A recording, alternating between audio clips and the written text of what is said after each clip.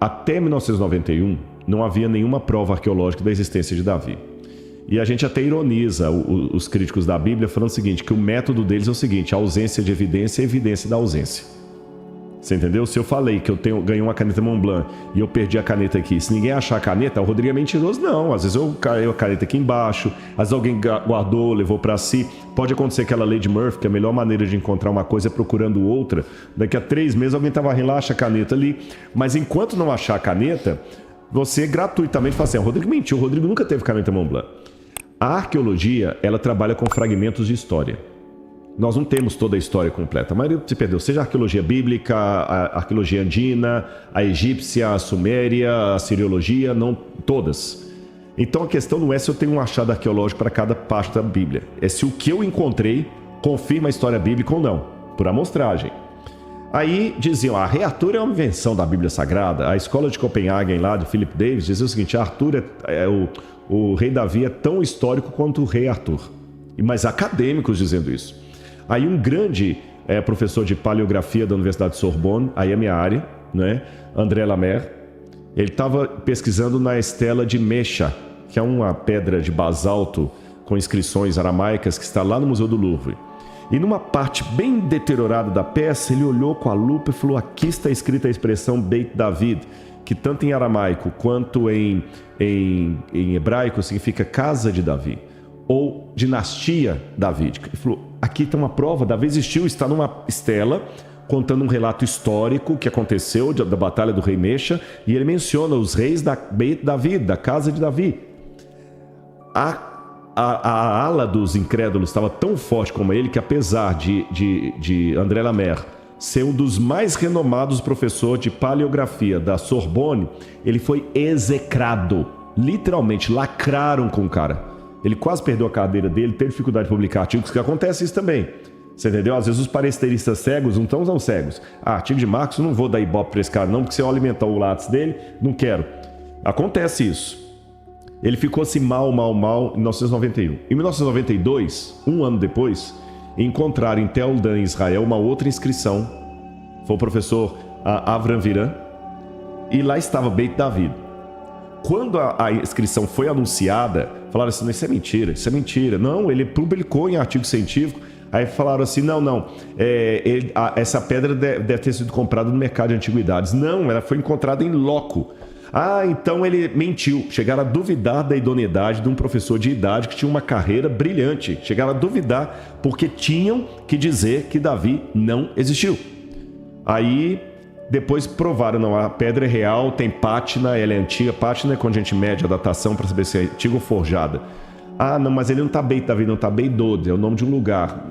O pessoal tentou de tudo. Quando não tinha mais para onde fugir, admitiram, tá bom, Davi existiu. Mas ele não foi o rei de um reino unificado de Israel. Davi foi mais um bandoleiro, tipo um lampião, para falar da nossa cultura aqui.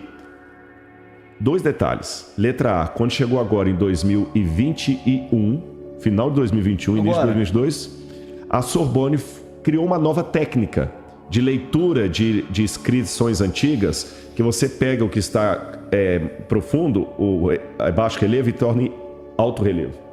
Aí fica fácil ler. E viu que ali estava escrito Beit David, que André Lamer estava certo desde lá de trás.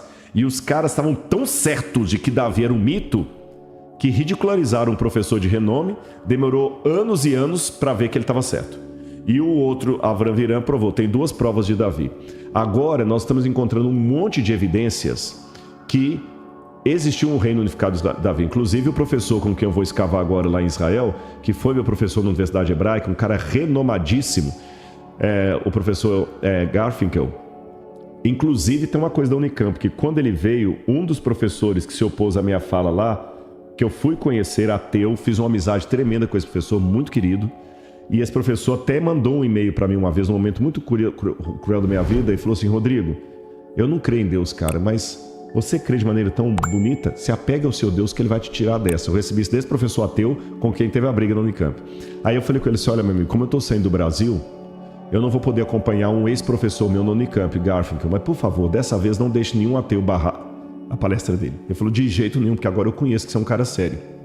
O Garfinkel foi, falou na Unicamp. Só que o Garfinkel, lembra que negócio de falar de religião? o Gafcon falou na Unicamp, e na época a gente mandou o release da presença dele no Brasil para um monte de lugar. A Unicamp foi o único que aceitou falá-lo lá, porque esse meu amigo ajudou a interferir, esse ateu. Mas ele não falou em outros lugares, nenhuma rede.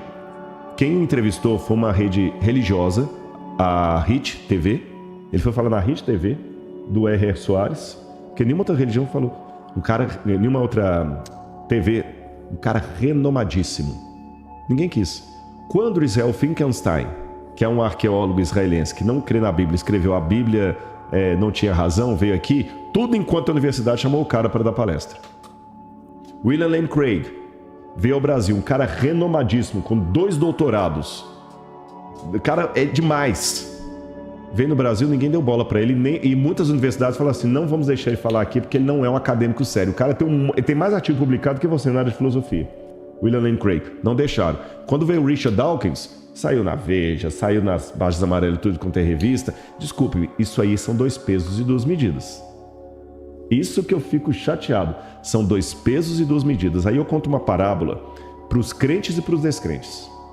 Uma vez na Índia, um hindu estava reverenciando as águas do rio Ganges. Um amigo europeu falou com ele assim, rapaz, para de fazer isso aí. Esse rio está poluído. Ele falou, não está poluído não, esse rio é sagrado, esse rio é poluído. O amigo pegou algumas gotas da água, já que hoje é o dia da água, colocou no microscópio e mostrou para o hindu que as águas estavam completamente poluídas. Desgostoso com a realidade, ele tomou uma pedra, quebrou o microscópio e continuou mergulhando. Essa advertência vale tanto para os crentes, que às vezes não têm fé, têm fideísmo, sabe? Existe uma diferença entre crença e crendice. Deus pediu para eu ser crente, não crédulo. Sabe o Rubião lá do Quincas Borba, no Machado de Assis, né? Que ele falava do Rubião como sujeito mais crédulo do que crente. Eu sou crente, eu não sou crédulo. Então cuidado para você não ser um crente que está quebrando. Isso vale para mim, a advertência vale para mim. Mas também vale para o cético.